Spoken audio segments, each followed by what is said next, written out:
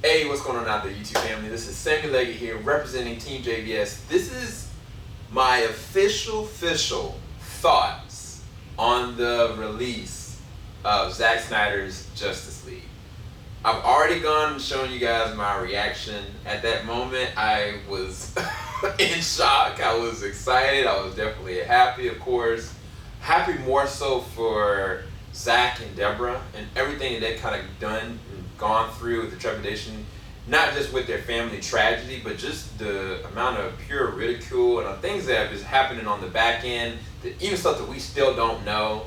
And I mean, kind of since Justice League, Zack really hadn't worked on anything. Of course, he'd been working on Army of Darkness for Netflix, but he really took a sabbatical. Like, he really took a step off of just movies in general. So I was very, very happy, very excited for him on different levels. And honestly, I think I've gone through maybe 3 different discussions with different people. I had a really good discussion with Akasan. Definitely go and check out our video with him and John Knight. And then I also was on the Nerd Report. Thank you guys for having me up there. And had another discussion with a couple of my friends. Had a great discussion with Jarrell. And just kind of like him kind of unpacking his thoughts with all of it, even going back to different thoughts of like Batman versus Superman. But I really haven't given you guys like my clear feelings about any of it. Like, I've seen pretty much everybody, from Andre to Andy to Jody to Film Gob to, of course, Chris, of course, Garza, but nobody has really gotten like my whole heart value with the entire thing. And I'm going to try in this video to unpack that. So for me, just talking about the release, like what are my real feelings about it, I'm very happy that Zack's vision, the finishing of Zack's vision, even if it's in a capacity of just a trilogy, for what he was really trying to tell, what story he was trying to envelop, I'm very happy that that vision is going to be realized. Now, there's a small caveat to that. The victory is that the Zack Snyder's cut, his director's cut, like his actual film that he wanted to make. I don't even know if I can classify this as a director's cut, because a lot of people were leaving this as this is a director's cut. Like, no, like this is the assembly cut that he really actually wanted and thought it was going to go push through. Of course, everything happened in the back fold with the death of Autumn, Joss Whedon get pushed in the scenes, Jeff Johns getting on the back fold, Toby Emmerich saying that we need to go and push along this, the back end of like them trying to release it out very quickly, and a lot of the VFX were not where they need to be. The movie was cut down to 2 hours. They found out later on down the line that I'm not going to put his name in there because he got effectively fired from Warner Brothers. But the allocations were that some of the things that were trying to be pushed out, specifically with Justice League, were due to a lot of stuff that was going on with back end from a financial standpoint, which I'm not going to go into all that. But either way, at the end of the day, I remember going and being in the theater in Justice League, and in my head I was like, I knew everything was not where it needed to be. In my head, I knew that I seen the trailers, and I was like, something's off. Something is very off. Like, it took way too long with these reshoots. I knew back in 2016 that the principal photography was done. So this whole entire time, I was like, only thing that needed to be done was the VFX finalization on certain things. And I mean 2016, the beginning of 2016 was when it was actually done. So I was kind of like, why are they bringing all these actors back? And then I realized like things were just off. But then I was like really trying to just contain myself. I saw this one amazing trailer with Henry Cavill out in the field looking upon Lewis, and he was talking about the ring, and I was like, oh, this looks great. That scene wasn't even in the movie. And when I got done with the movie, the very first, even begin, when I saw the movie initially, first thing I see is Henry Cavill's grill is all jacked up. I was like, this I know this is camera footage from a kid, but this doesn't look good. And then it went to this random moment scene with Batman and him finding the Parademon, but it all just did not flip, And then I saw like, the opening shot, which looked very Zack Snyder-esque, and I saw Deborah and Zack's name there. And so I kind of looked at it and I watched, and I was like, man, this movie is short. Like, But you know what? Like, at least it's a movie that, people are not gonna condemn. It is very much so a lot more on the lighthearted end, so maybe it's gonna get really good in terms of reviews. And I think that my review reflection after seeing it came more so about like, okay, this appeased those people that had so many different issues with the violence and the tendencies of this and that, and you got your Superman moment. So maybe people are gonna temper their ideal on the way they feel about this film, and at least this finishes this and we can move forward. And of course, the movie was littered with ridicule, not just now from critics, but from fans that realized that there was a lot that was left underneath the scene. And for me, at the time, I started to go, and I was like, where's Zack? Like, Zack's not saying anything. He's not commenting. He removed himself from Twitter. He removed himself from all social media, all in general. I was like, this has got to be maybe something to do with his daughter. Then he goes to Vero, and, he makes like this really awesomely shot short film. And like, then all of a sudden, it precedes that point. It was like 2017, back in 2017, that he starts to push out all these different pictures. And then like, no video, just black and white different pictures. And I was like, what did we actually... And so from me feeling as though like, okay, well, this appeased everybody, they weren't appeased. This wasn't. Now you got fans and the critics that just don't like it in general. And it's like, there's no win here. And there's this level of self-defeat that you start to feel on the inside of your heart for them, and then you start to realize like, man, there's some other stuff happening. Then you start to see these different VFX companies that have like B-Reel that you can go and find on Vero, not Vero, but Vimeo. And like, you see a scene with Ezra Miller, and like he's with Kelsey Clemens as gonna be Iris West, and it's like, whoa, that's a dope scene. What happened to that? You see your boy Ray Fisher, and he's actually like on the football field, and this is amazingly shot by Zack Snyder. It's like, where did this go? And like, not even 24 hours, I would say hours, when the internet starts to talk about it, they get flagged. And after that, you start to wonder, what is being hid here? What is happening? And I'm not going to talk about from that point up until this point, there's a lot of dirt.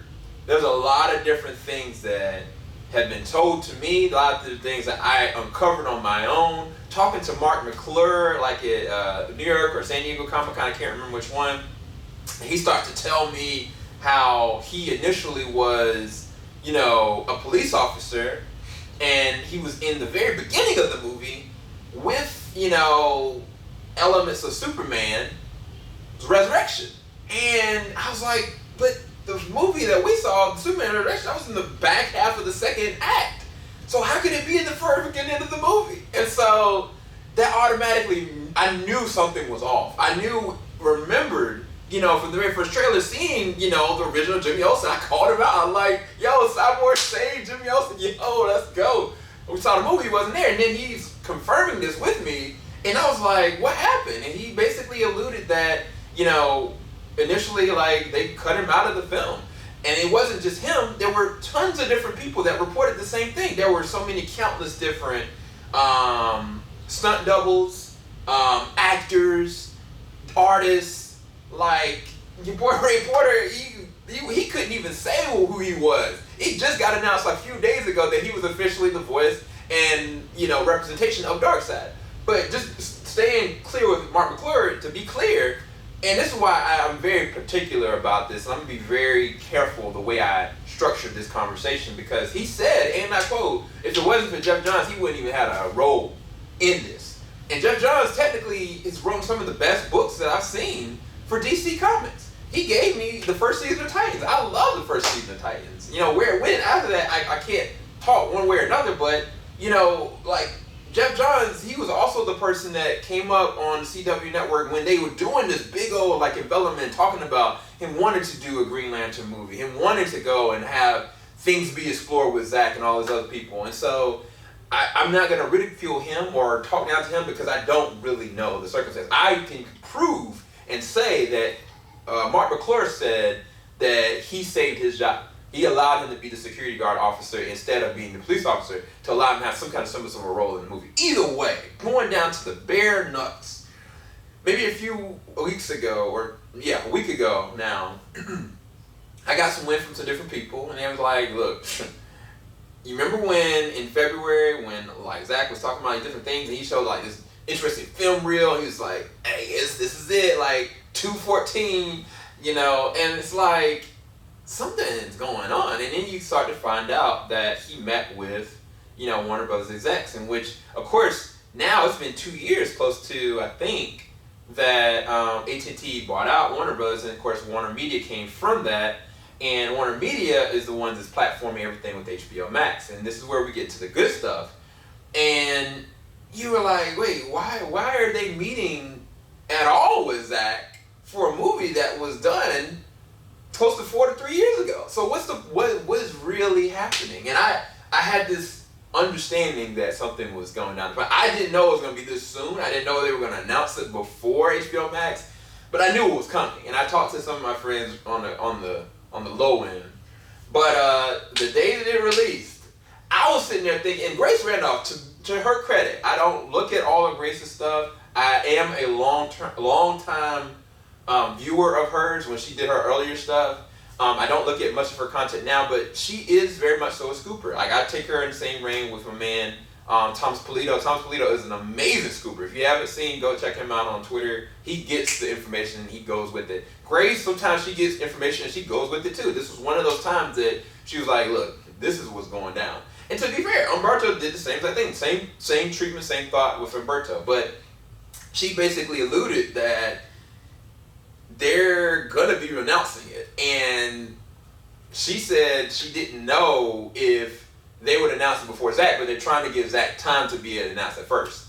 And I was like, oh, okay. And when it happened, bro, every single fiber of my heart just like lit up, man. I was excited. I was hyped up.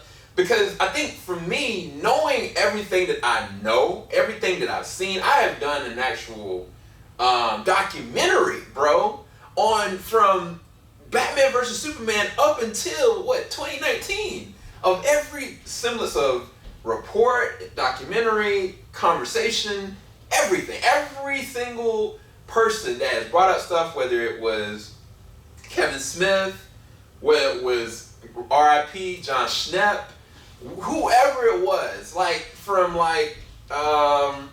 what's my man, Junkie XL, confirming like maybe a few weeks ago, yes, we completed a soundtrack. Some people were reporting on different stages that, oh, they got to redo a whole nother soundtrack. Maybe, but maybe not. I kind of felt like when Tomb Raider came out, I was like, yo, this sounds like something that would have been hitting on the Justice League. And he might have did that. He might have put what he had and put that towards Tomb Raider. I don't know. But he confirmed effectively that the soundtrack was already done. So there's no need to do anything else other than the scenes that they're going to be adding in, which we might have to add tracks to. That might be what they mean by that.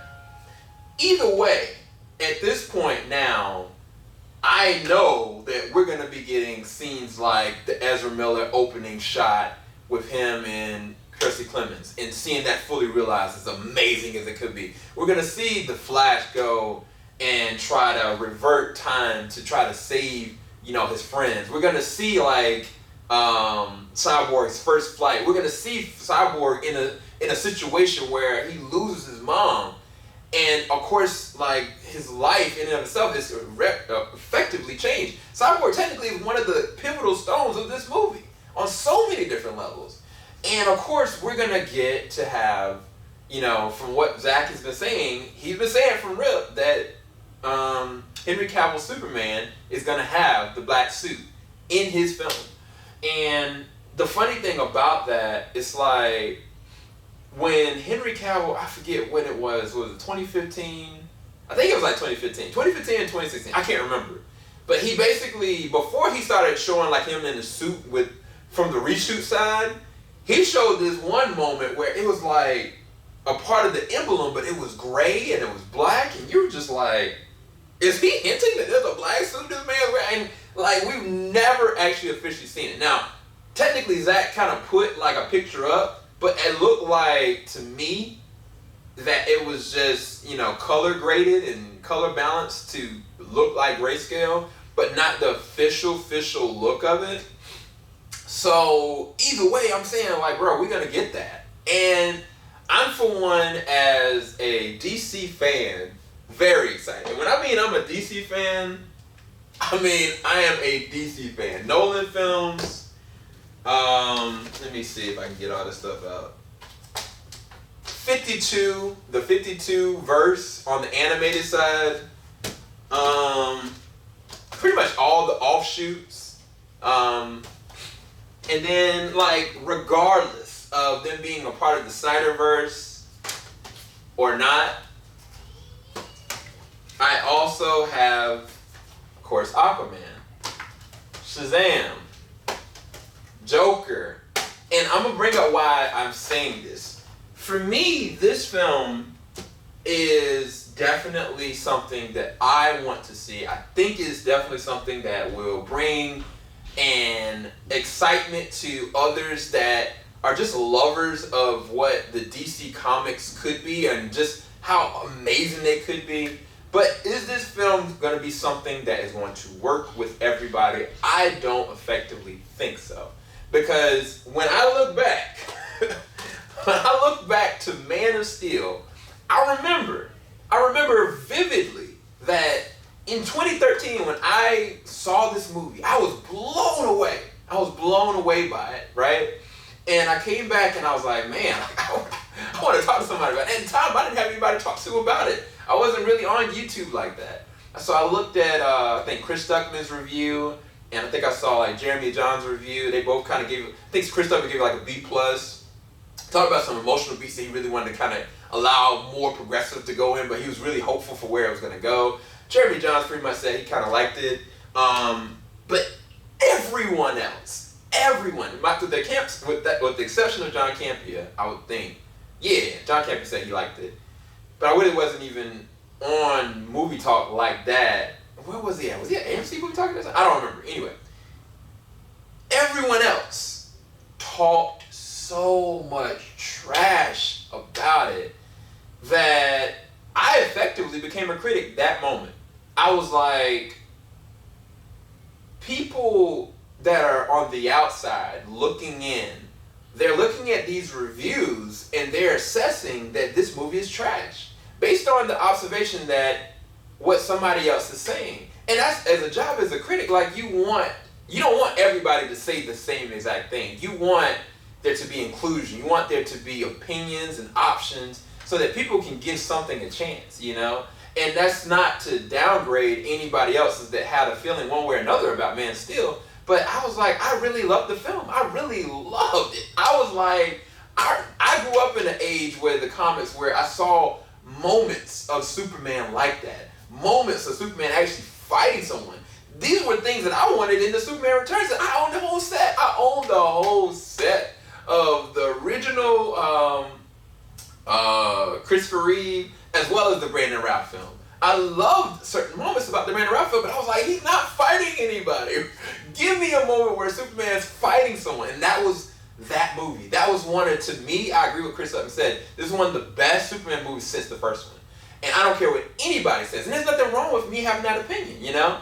And from that spiral, I will now progress into why I say that some people, no matter what, are not going to like Zack Snyder's Justice League. I think that they will probably be blown away by it visually, immersively, but I think that people are going to be littering it with like, this is pandemonium, this is too much, this is like chaotic, this doesn't make any sense, this doesn't have any emotional depth.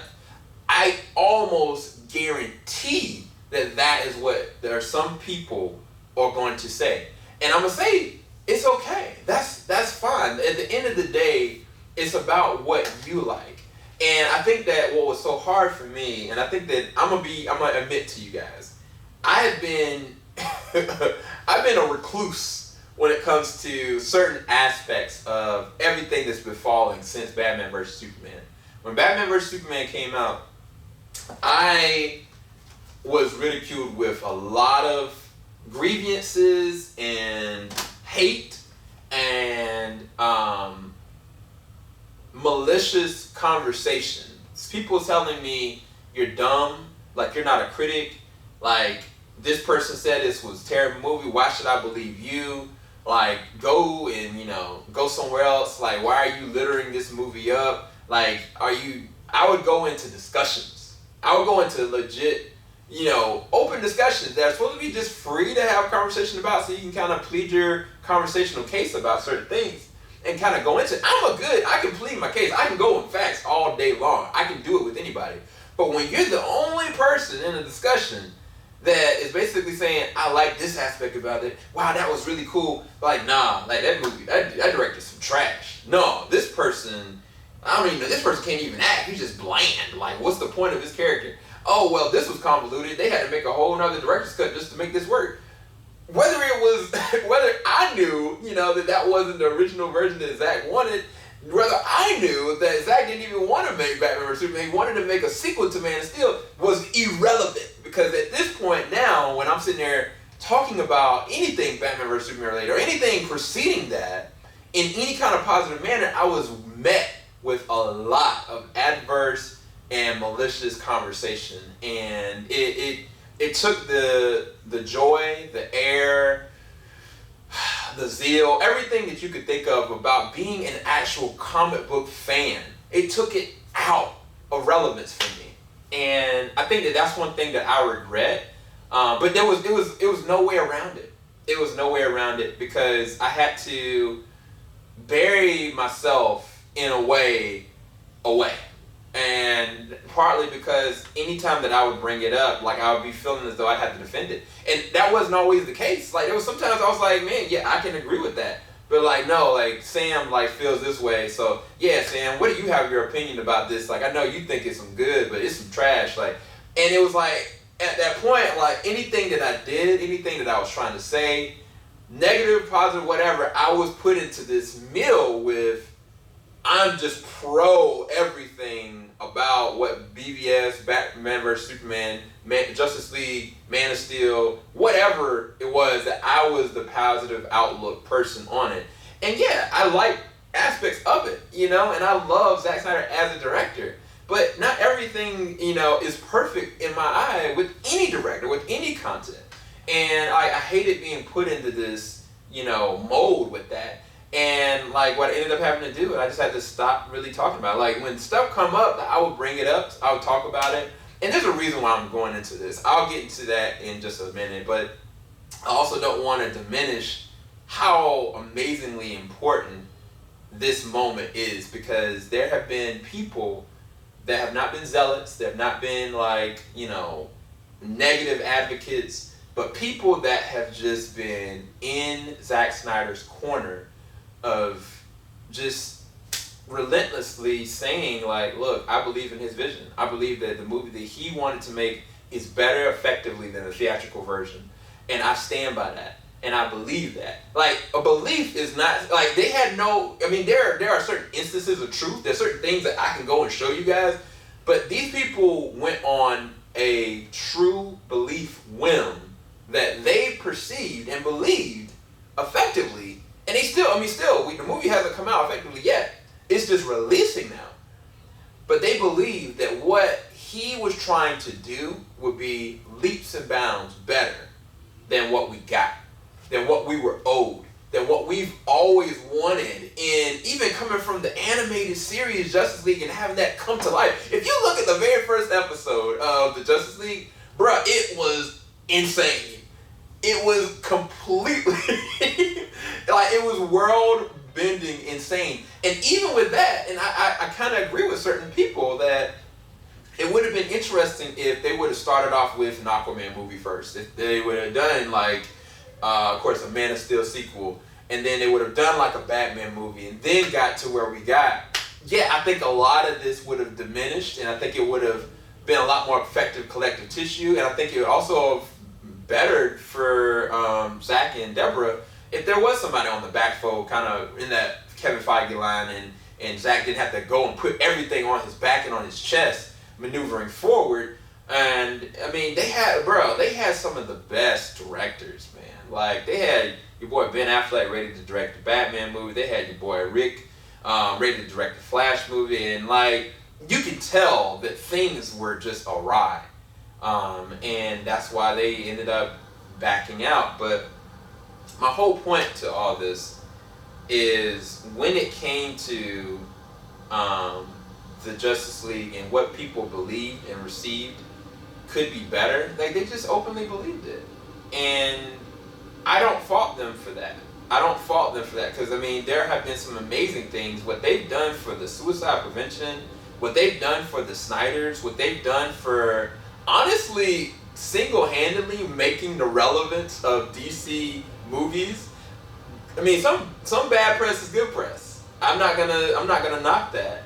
I think where the issue comes in is where I started to get put in with the people that I would consider to be toxic and manipulative and malicious and overzealous in their perspective of what was true, what was not, and if you believed anything one way or not, you were getting attacked. The reason why I bring that up is because I got attacked a couple times. I went and I was talking about Shazam. I was like, yo, I like Shazam. And somebody's like, no, man, Zack would never like that. Like, no, you stuck with this, bro. And then, like, when Joker came out, I was like, when Joaquin got announced for Joker, I was torn. I was like, bruh, look, I love my man Jared Leto. I would love him to be the Joker in this moment. But, you know, Joaquin can act. Like, he can hold these hands, you know? But I was hit with a lot of people coming for me. So it's kind of like I'm getting double treatment now. Like, I'm getting hit from people that really just wanted to start a negativity rant. I had some people that were on the Marvel side that were like, Marvel's better, Avengers is better, like anything that Marvel's ever come out with was 10 times better with what Zack or any of these other directors have kind of come with. Like, DC is trash. I was like, bro, like, if DC is trash, then what is this? Like, what is this franchise? You know what I'm saying? Like, what are you talking about? You know? And it's like, I'm a Marvel fan, you know? I'm like trying to figure it out. And then if I start talking about more Marvel stuff, people start coming at me again. But what I really didn't like was when I started getting pulled in with these people that were being very malicious. And it was just a part of it. Like, I even had a conversation with my wife today, you know, and just kind of talking about like those fanboys or those hardcore fanboys.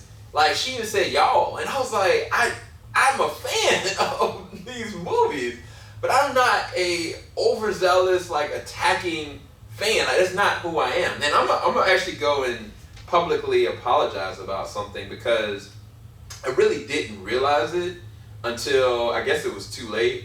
But I do want to actually talk about it. So somebody named Maria Penn, she posted something saying, what a surprise someone is milking the situation. And essentially, Boss Logic, who's an amazing artist, he talks, and he doesn't talk. He draws and expresses and animates some of the finest things in entertainment. And it's not just included to superhero movies, like it is everything. And one of the things he put up was Zack Snyder's Justice League, Boss Logic X, and then he kind of tagged everybody, and that's when that person was making a comment. And so what I said to the person, I was like, please, out of respect, please remove and delete his post. Look at these images of his past long before release the Snyder Cut. Came official release and realized that these false and toxic your tweet actually is.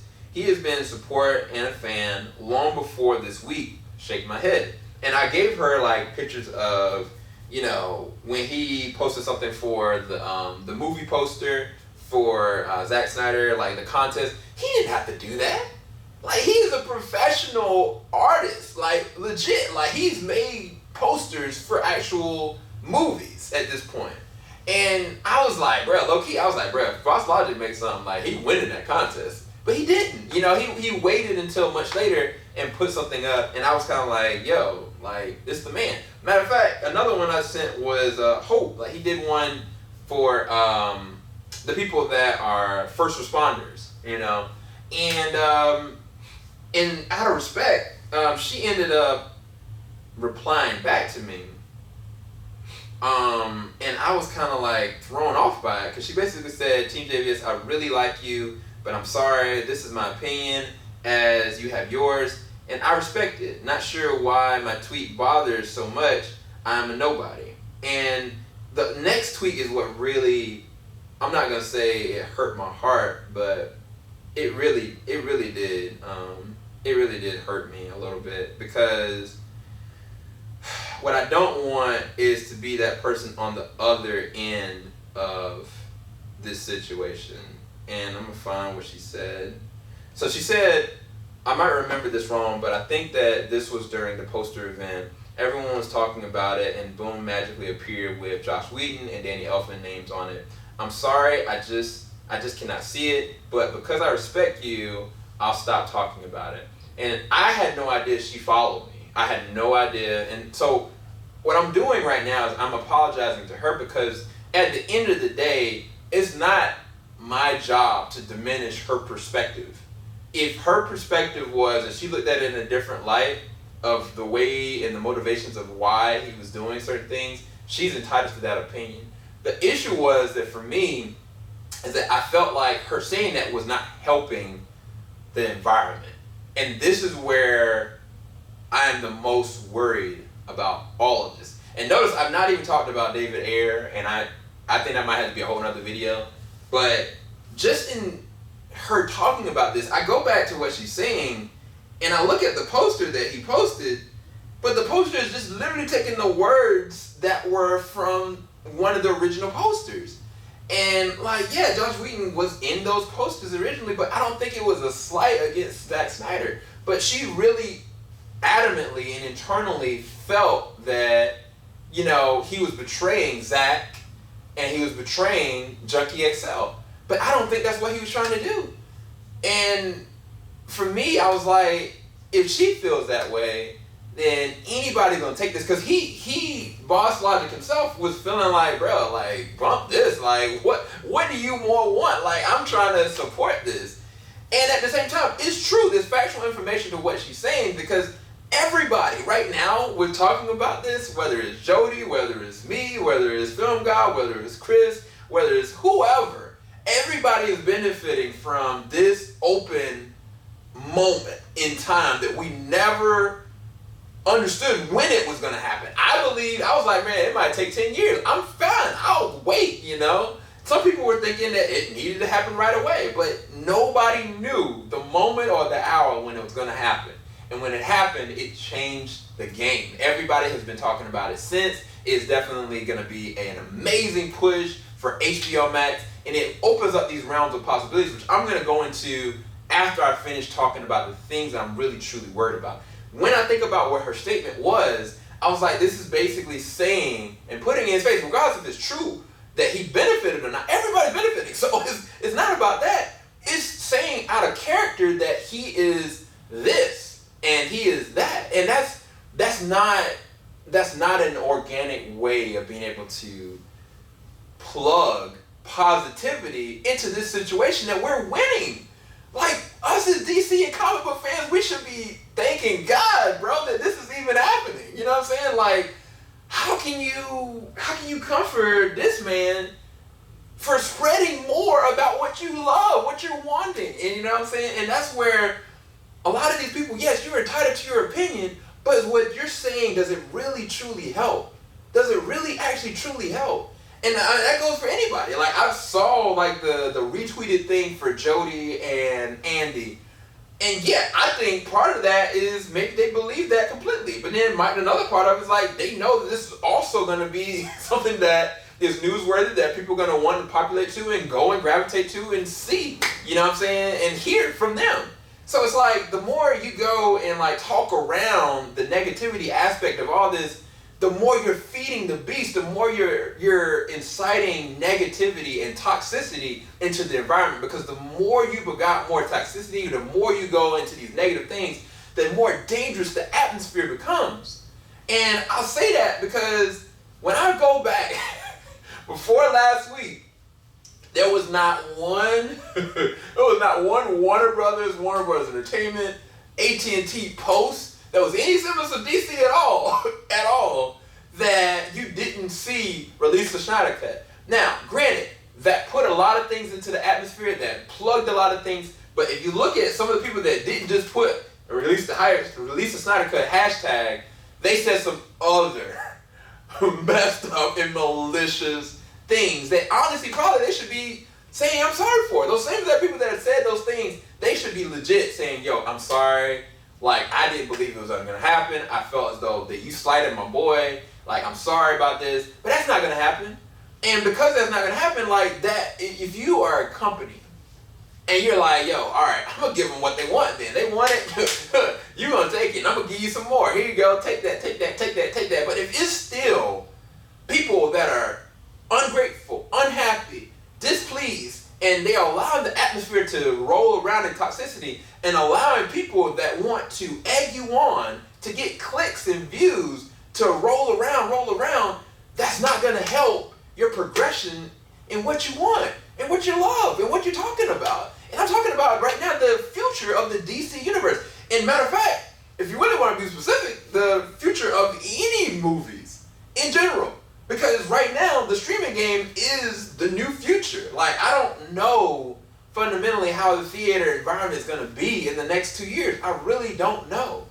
And it's like, the more that these things are happening like this, the more toxic it is, the worse the conditions are for studios to take chances on certain aspects of everything. And it's like, yes, did, the hashtag release the Snyder Cut, allow and platform this on their backs to make this a fact? Yes. But the other sad fact about it is there are plenty of people that were on the other side of that. And I'll say, what I mean by the other side of that, there were people that were just pro this, saying that Zack was the gospel, saying that this was everything. And anybody else that corrected them, they would cuss them, fuss them, and discredit them, and threaten them. And then there's other side of that were people that were like, this cut doesn't exist, you're stupid, you're ignorant, you take people like me, throwing us in the mix with these same people on this side, saying that you are the issue, like this is the reason why DC is failing, this is that. And I'm sitting there, I'm in my head, I'm like, bro, like, if we want to go semantics on you, I could go back to the Rotten Tomatoes, I can go back to the actual quotes and tweets of you guys talking about this man in such a way why he lost his daughter, bro. Talking trash about this man's family, talking trash about him as an individual, not in terms of him as an actual artist, not in terms of him actually directing, not in terms of him as an actual writer. You're talking about this man and his soul, at his core. I've seen it. I've got documented proof of the same exact people that are circulating these same exact things, saying positive or negative things that said the most heinous and terrible things about this man. But I'm saying right now that Boss Logic was not one of those people. I can attest to that. Akasawa was not one of those people that was like, yeah, Zack Snyder is some trash, like he's this, he's that. Like, no, that wasn't him. You know what I'm saying? So I'm trying to level this out. I'm sorry. So there is some factual truth to what Mira was saying in terms of people that were doing that, but you have to be careful about who you're saying is doing that. If these people aren't doing that, then it's like it's spreading the virus that these people initially initiated, and you're just becoming, you literally are going off of the quote, where's the darn movie at? From this, either you die a hero or you live long enough to see yourself become the villain. And that's what's happening to some of our DC fans, bro. And it needs to stop. It's gotta stop, bro. Like, it really does. And I'll say that too about Star Wars fans and Marvel fans, especially right now, Star Wars fans. Bruh, it's gotta stop, bro. Like, I'm passionate. I love Star Wars probably more than some other people. I'm vocal and candid about it from afar as a critic and from a lover standpoint, but I would never threaten J.J. Abrams' life. I would never go and discredit Rian Johnson for the things that he's done. I would never even go against my man John Williams regardless of whatever he did or didn't do. Like, bro, these people, and maybe you just don't get it because, you're not in that place of creating stuff or creating art. But in doing that, yeah, you're entitled to your opinion, but is it helpful? Is it something that is productive and positive for the environment of what you love? Or are you inciting something that is diminishing, tarnishing, and killing and suffocating the thing that you love? I think it's the latter. Period. And that is the thing that I'm most worried about. I really am. I really am. I'll probably go into it more on Akasan's other video a little bit later on. But when I think about, like, you know, people are like, yo, forget Robert Pattinson. He's trash anyway. Like, he needs to go. Put Ben Affleck back in. People talking about, yo, Matt Reeves, he needs to go and jet it. Like, let, you know, your boy Ben Affleck go and direct the Batman movie. People talking trash about different, like, just all around, like, you know, talking trash about Warner Brothers, talking trash about AT&T, and it's like, what are y'all doing? This isn't helping anything. And I know Jody, but Jody's comment on Warner Brothers and AT&T is an invalid conceptual conversation. Because at the end of the day, Time Warner, AT&T, Warner Brothers, HBO, they're all the same. Like, it's like, regardless of why he said it or how he said it, it doesn't help the atmosphere. Period. And I'll say that about anybody else in the way that they're kind of coming at this, because yes, I do want to see David Ayer's version of, you know, the Suicide Squad. But I'm also content with what James Gunn is going to be doing. Because the reason why, if you actually look, David Ayer is okay with it. David Ayer is supporting and backing James Gunn. The reason why I'm fine with Robert Pattinson and Matt Reeves, because I'm a Matt Reeves fan, I'm a Robert Pattinson fan. Some people may not be. But even if I wasn't, Ben Affleck supports both of these men. Christian Bale supports both of these men. You know what I'm saying? So it's like, not that your opinion doesn't matter, you're entitled to your opinion, but make sure that you're clear and concise as your goal. If your goal is to say something to really truly hurt somebody, think about it. Because there has been a lot of people hurt, damaged, dead for words. And in an environment like we are right now, which is a pandemic, I don't know when this video is going to be seen later on down the line, years from now. But right now, hundreds of thousands of people have been dying, scared, on suicide alert, mind rippled, domestic violence, and sick. And fear has been the driving force for all of it. Is it really beneficial right now to threaten people's lives, bully people's perspective, bully and talk around companies that are giving you things of entertainment which you want, when they don't even have the ability of making actual productions right now, when actors don't even have work right now, when VFX artists don't have any work right now, when people that have lost lives or people or family members that they love and envisionments of things that they wanted, and like they're getting opportunities? Get out of here, bro. Get out of here, bro. Nah, man. That's dead it. That's dead it. So now, after all that's done, that's the thing that whole aspect of the Snyder Cut and anything in between, whether it was with Star Wars, whether it was with Marvel, whatever, that's the thing I'm most worried about. That's the only thing I'm worried about. Because at the end of the day, bro, it's just a movie. It's just a series.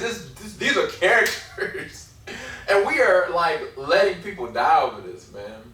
We let people getting, like, robbed of joy over this. We are letting people, you know, deal with, like, depression and fear and anxiety over this. Over characters, bro. If you look at what happened to Ben, bro, like, anyway, I'm not gonna, I don't know. Anyway, okay, so the last and the thing that I'm very excited for, and I'll comment on why I say this. So you got the DC movies, DC films, where you got Wonder Woman 84 coming, you got Shazam and a Black Adam coming, you've got Robert Pattinson's Batman trilogy that's its own thing, takes place in the past, so it doesn't affect anything that's happened in the current day, present day, nor may it never. You got a Joker potential sequel coming. You got James Gunn's sequel or James Gunn's Suicide Squad that may have no relevance to, you know, I guess the original Suicide Squad, other than the characters they reincorporated back. And I mean, that's pretty much, and the Flash movie, right? So right now they're in a good spot. Right now they have made back-to-back bangers. They've made a Joker movie that hit $1 billion. They made an Aquaman movie that hit $1 billion. Shazam on a low budget did very well critically and from viewership standpoint.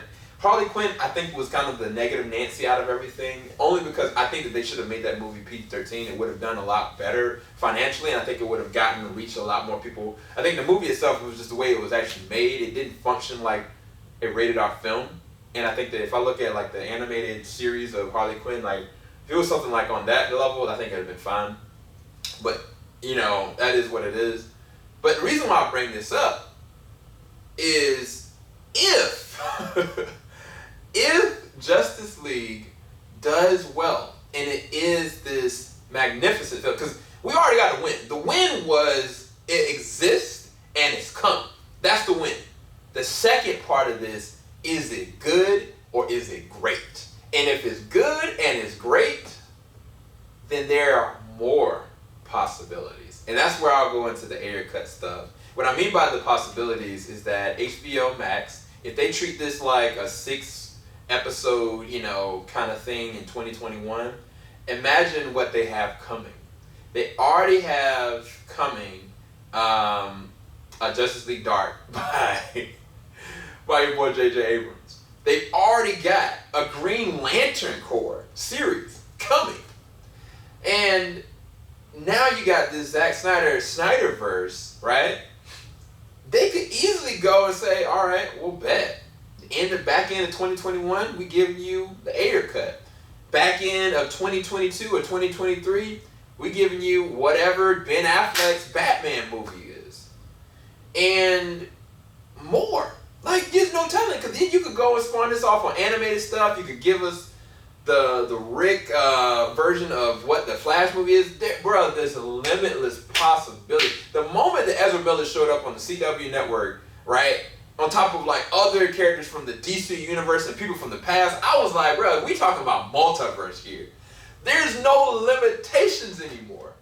If this fundamentally works, they should, I'm personally saying, progress this through with HBO Max features, movies, and series.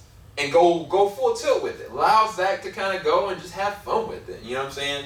Allow other directors to just have fun with what these things are going to come.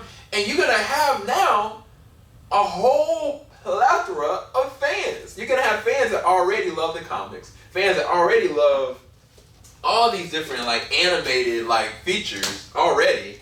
That's killing it. It's been killing it for years. You got your movie universe that now basically got kind of like a soft boot, really, because they're just kind of single, like solo movies that don't have any relevance or any kind of connection together, but they're succeeding financially on the back end. And now you have this whole other space that you can creatively make whatever you want to. And I think that that prospect is the most exciting thing for me when it comes to this whole release cycle. Because if Snyder Cut legit, bro, if it claps, oh my gosh, people are going to riot. And I'm not talking about those people that are zealous. I'm not talking about those people that are negative Nancy. I'm talking about those people that are just hardcore fans that be like, yo, it was so lit. Give me this on home release. Give us more, you know. And the people that are zealous, the people that are negative Nancy, the people that don't know how to play nice, I would say that. If they go and say, yo, kick Robert out. Give us more of Zack. Allow Zack to go and oversee this, that, or other. I don't think that's the right way of putting it. I don't think that's right. I personally don't think that's right. I think that what they're doing right now, until it gets to a point that they've got some kind of fusion and done with whatever kind of soft boot they want to do, then yeah, let's recycle that around when we get to like a Justice League level. Absolutely. But right now, they've already got a plan of action. They've already course corrected. They've already done what they needed to do from the beginning, which is taking their time and building to something. And not to diminish anything about Zack, because I would love to see Zack direct a Man of Steel sequel. I would love to see Zack direct a second Justice League movie. But what I'm saying is that if that works quicker and more fundamentally on HBO Max, then that's what should happen. It shouldn't be that, okay, now we had a movie that was dope that we didn't use, and so now people like it, they love it, so we're just going to remove everything out of the slate and put what we initially should have put from the beginning. I don't think that's good. I don't think that's good. Because then you undermine all those people that now have tried to resettle what you lacked. And for anybody that understands the dimensions of all this, I just really don't think that it should be positioned that way. I think that Zack should be able to, work in his lane in whatever way moving forward with HBO Max. If they want to go and put him into a sequel for Man of Steel, absolutely. They want to go and bring Ben Affleck back to go and do a Batman movie, do it. I allow it to go and do through on HBO Max or make it a series. I think that'd be amazing. I think that'd be dope, bro. But I don't think you should undermine what Matt Reeves is trying to do. I don't think you should undermine what Patty Jenkins' envisionment is for her trilogy. I don't think you should undermine what, oh my gosh, how did I forget his name? I keep on thinking, oh my gosh, I forgot. The director of Aquaman, and even what's going on with Black Adam. All I'm saying is that I think that everything can work in tandem without removing anybody at this point. In my personal opinion, nobody needs or has to maneuver around. It just opens up a gateway of new possibility. And I'm hoping that, AT&T or Warner Bros. Does not, cave to the whims of people and their conjecture and their negative perspective, or even those people that are fearing the negative Nancy's are going to say this or saying that, and they're pumping it and looking like, AT&T or Warner Brothers are being propositioned for something, that they know business logic and they understand how they can be able to have it on both sides. Technically, if you really look at it, in 2021, we're going to get two Batman. We're going to get the Ben Affleck Batman that we really wanted, and we're going to get Robert Pattinson's Batman at the same time, bro. That's dope. That's dope. Right? And I think that's the way we're going to have to really look at this. We really need to look at it that from all sides, this really does benefit the DC fan base. And it maximizes and optimizes the effectiveness of where things can really go. And if, like I said, down the line, if we get to a point where they're about to come up with another Justice League, then we can make a merger of the two. Absolutely, let's do that. But until then, we should just be thankful for what we got. Thankful for, HBO Max and AT&T or Warner Media taking a chance that what the fans are really asking for is something that is not just, being pushed along, but it's something that they would love. It's something that they would like. It's something that is not just from a popcorn entertainment standpoint, but it's something that somebody believes in. And I think that is something that there should be more sincere conversations, sincere videos of just acknowledgement of that. Because if you really think about it, and I brought this up in my conversation with Akasan and John Knight the other night, where I was talking about what happened with Sonic. On a lower scale, Sonic really, Akasan said that they were already thinking about changing the style and everything like that, but at the end of the day, they did adhere to what the fans wanted. And that's not something, to me, to just avoid talking about. I think that there should be level of appreciation and thanks that's even something that was even considered. That was a consideration of even being a possibility. And yes, it's the perfect storm. Right now, there are no, things in production right now as far as TV shows, as far as movies. Yes, VFX artists need to be getting paid to do something. And you're taking something that's already been technically made and just retooling it to meet your needs. Yes, it benefits them on different levels because it's from a tax standpoint, you just have more money to gain. But at the end of the day, the acknowledgement is still there that this is something. Yes, there's money to be made across the board. I talked about that before when it came to Boss or anybody else that's talking about coverage of this. But I think that there's also room for acknowledgement and thanks to Warner Brothers for even considering going down this road, going down this saga with us, and just this amazing euphoric feeling that this man, his envisionment and his want and his need and his ability to sustain himself, because a lot of people don't know that when his daughter died, he continued to work on Justice League for a while, and at a certain point he just couldn't take it anymore. He just couldn't. He needed to be with his family, and he let it all go, and and that is commendable. I never forgot that. Regardless of what movies he's made that I've loved 300, I've loved Dawn of the Dead, I've loved Man of Steel, I've loved certain levels of Watchmen. I really like the BVS Ultimate Edition. Going back to the theatrical version, I don't like it as much, but I still find it very fascinating, very entertaining. I really do like looking at it. And like, I've always really wanted to see his envisionment of what his Justice League was going to be. And now we're going to get that. And I think there's levels of closure and just joy that I think all of us should really just take charge of and just thank. Like, there should be levels of thanks, honestly. Outpourings of it. Like, for real. Like, there's not... To me, like, we need to move on talking about something else until this comes out. Like, we can't stick to this stigma that we're in right now. We can't have another BVS situation. We can't have another 2017 Justice League situation. Can't even have another Rian Johnson, The Last Jedi situation. This needs to be different. We have to be different to take hold of the things that we love, if you really truly love it. And so, yeah.